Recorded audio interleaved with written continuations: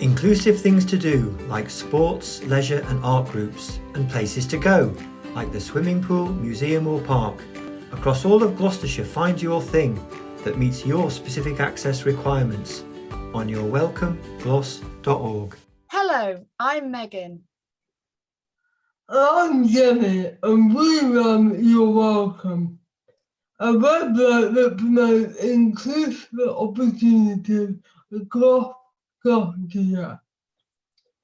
In this video, we're going to give you some tips and ideas for how to make your social media more inclusive and accessible. The kind of language you use is a key factor in making a good first impression on social media. And it's one of the ways to show that you have an inclusive attitude. If you want to welcome and include specific groups of people in your activities, make this clear in your social media posts. For example, you could say that you welcome children, adults, or everyone. You could also say that you welcome disabled people, or anyone who has accessibility requirements. One of our favourite phrases to use is, "We welcome anyone who has felt unwelcome elsewhere." Be clear about your accessibility and make it easy for people to find where you share your accessibility information. Encourage people to get in touch to discuss their requirements with you. This shows that you're happy to look for ways to adjust what you do so it works best for everyone. Simple and clear language makes your posts easy to understand. Break larger bits of text into smaller chunks. Keep sentences from being too long-winded or wordy. And if you want people to do something, finish the post with an action statement.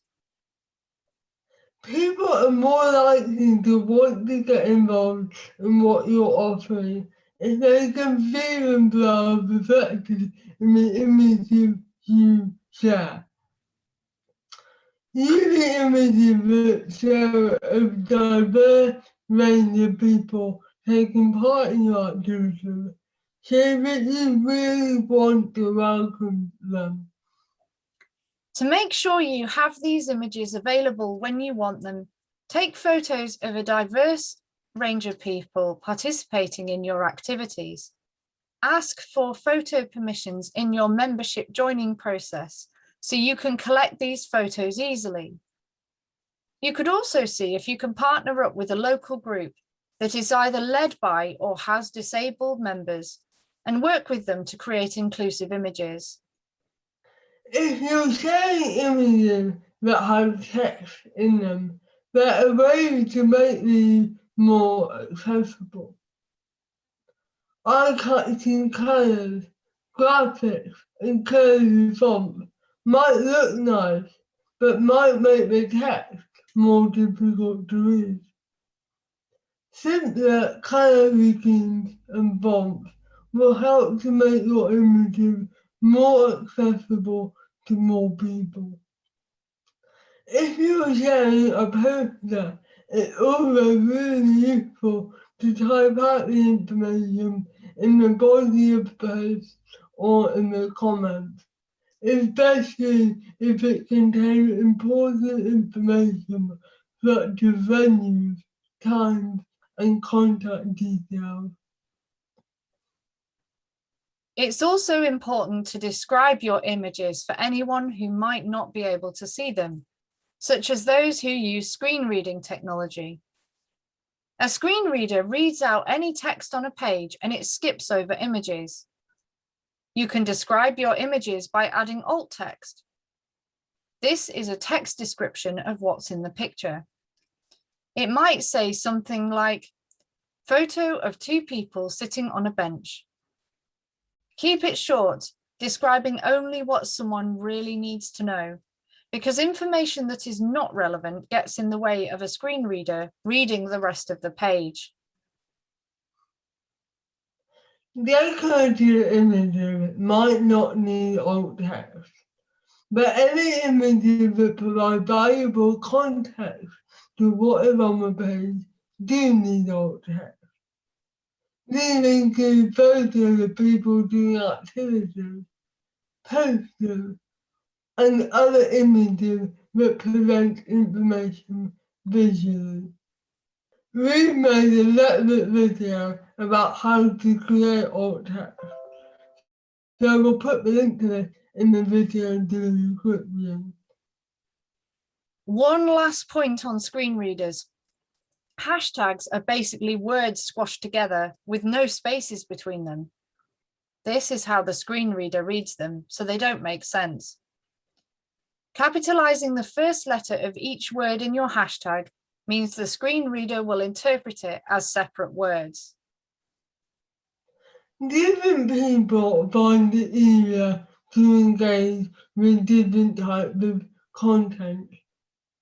So varying what you post will help you to reach more people. Creating short videos is one way of doing this, and they can be really engaging. Think about how you can make your video accessible to everyone. Describe any relevant visual information from your video in a voiceover for those who can't see the video.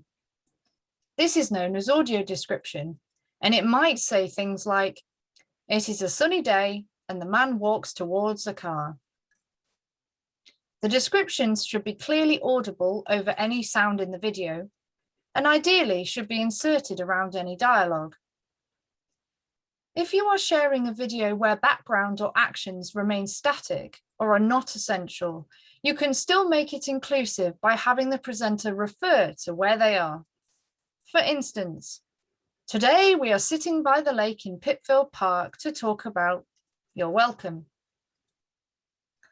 If you create a video which contains a series of images, you can either add an audio description or a separate written description of the images that go with the video.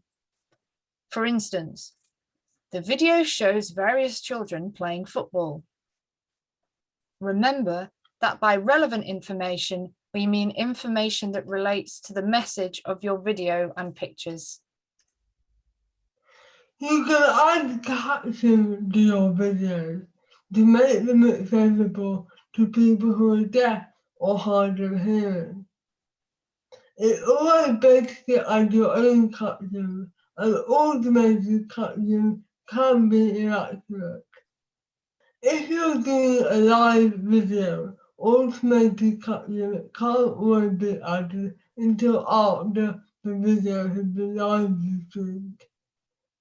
Consider whether you can add your own captions afterwards, or amend the automated captions provided by the platform you're using.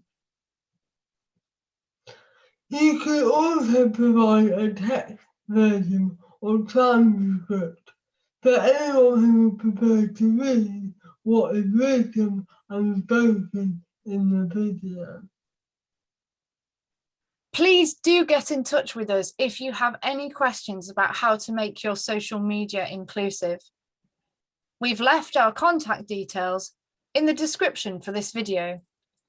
Thank you very much for listening. You're welcome, gloss.org.